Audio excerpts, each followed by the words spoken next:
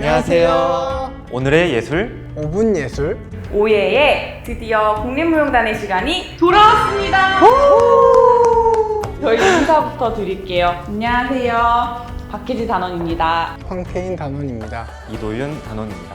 벌써 한 해가 훅 지나간 느낌이 들지 않으세요? 너무 빨리 갔습니다. 저는 올 한 해 참 아쉬운 점이 많았던 것 같아요. 공연을 언제 했는지 기억이 안 나요. 맞습니다. 사실 저희가 무대에서 관객 여러분들과 소통을 하고 이렇게 했었어야 됐는데 이제 또 시국이니만큼 되게 아쉬웠거든요. 그래서 저희가 그런 마음을 담아서 예술 교육 일환으로 이렇게 또 찾아뵙게 되었습니다.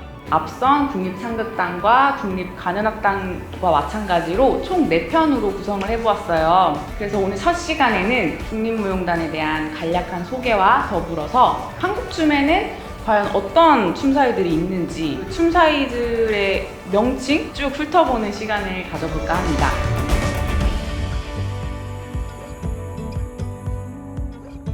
그래서 먼저 국립무용단에 대해서 소개해 드리려고 하는데요. 저희 국립무용단은 한국의 춤 유산을 계승하면서 전통춤의 현대화 또 한국 창작 무용극의 정립을 목표로 1962년 2월에 처음 창단되었다고 합니다. 되게 오래되었네요. 한 60년 됐죠. 네, 벌써 네. 60살이 되어가네요. 그때 당시에는 어떤 공연들이 주로 올려졌을까요? 그 당시에는 지금과는 조금 다르게 무용극이라는 작품의 형태로 많이 관객들과 만났다고 해요. 저는 대학교 때 처음 서울 올라와서 국립무용단 공연을 봤던 것도 무용극이었어요. 어떤 거? 제가 얘기할게요. 춤춘향이라고 맞아요. 네, 많이 들어보셨죠? 가장 기억에 남았던 게 뭐냐면 해오름 극장이 되게 큰데 무용수들의 한 명 한 명 에너지가 굉장히 그 큰 무대를 채웠거든요. 네. 저도 근데 워낙 무용극 하면은 캐릭터들이 뚜렷하잖아요. 맞습니다. 그러다 보니까 처음에 딱 국립무용단 입장했을 때 그 선배님들을 보는데 막 연예인 보는 것 같아요. 그런 기분이 지금 들더라고요. 두 분도 약간 연예인 보듯이 아. 전 보거든요. 너무 아닙니다. 그럼 도윤 씨는 저는 그 시간의 나이라는 작품 혹시 같이 출연했었죠. 출연을 저도 하셨죠. 했었어요. 네네. 시간의 나이는 프랑스의 국민 안무가라고 불리는 조세 몽달보와 네. 이제 국립극장이 같이 협업을 해서 이제 만든 작품인데 한국 전통의 춤 다시 현대적으로 재해석을 하고 악기, 음악, 영상의 미를 더해서 다채로운 공연이었던 것 같아요. 너무 인상 깊게 봤습니다. 네. 감사합니다. 감사합니다. 네네. 저희야말로 감사합니다. 네. 저희가 한국춤 이런 얘기가 나오는데 한국무용이 뭘까요? 한국무용 하면 뭐가 떠오르세요? 떠오르는 거는 버선? 그래서 준비했어요. 와. 버선. 저는 왜 이 버선을 좋아하냐면 네. 직선보다는 곡선이 많잖아요. 저희 나라에서 많이 볼 수 있는 어떤 미적 아름다움이라고 생각을 하기 때문에 그래서 이렇게 버선을 갖고 왔어요. 집에서부터 갖고 왔어요. 준비성이 철저하시네요. 저는 한국무용이라고 하면 저는 정중동이 먼저 너무 떠오르더라고요. 어려운데요? 정중동이란 고요함 속에 움직임이 있다.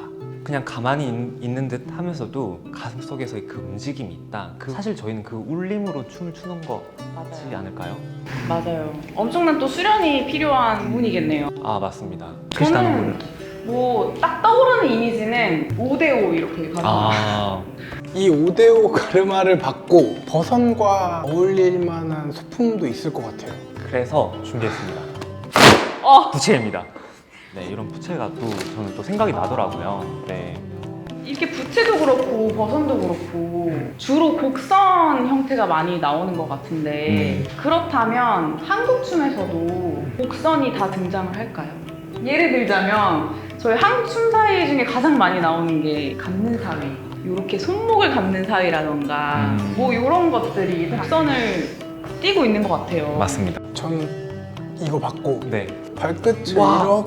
이렇게 따따따 이렇게 곡선이 이게 아까 버선을 제가 품고 다니는 게 이런 이유예요. 정신을 담아서. 항상 갖고 있어야 이 춤이 하체에서도 보일 것 같다라는 어떤 그런 생각을 저는 항상 하죠. 또 저는 보이진 않지만 호흡일 것 같아요.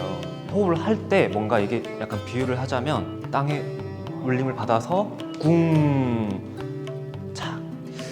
해 혜지 씨가 처음 얘기했던 상체적인 어떤 춤 사이, 제가 보여드렸던 하체의 어떤 춤 사이, 네. 그리고 호흡 이렇게 한 3가지 정도로 나눌 수 있겠네요. 그런데 하체 좀 춤 사이 더 좀 많이 보여주실 수 없나요? 그래서 그거는 다음 편에 저희가 또 준비해 보도록 하겠습니다. 네, 그래서 저희가 이렇게 춤 사이가 어떤 것들이 있는지 네네. 또 어떤 형태를 띠고 어떤 용어들을 가지고 있는지 살짝 살펴봤는데 저희가 다음 편에서는 무용수로서 몸을 쓰면서 어떤 춤 사이들을 저희가 표현을 하고 있는지 각자 중요하게 생각하는 부분들이 무엇인지 한번 이야기를 나눠보는 시간을 가져보도록 하겠습니다. 그러면 다음 주에도 저희 한국무용편 많이 시청 부탁드리겠습니다. 감사합니다. 감사합니다.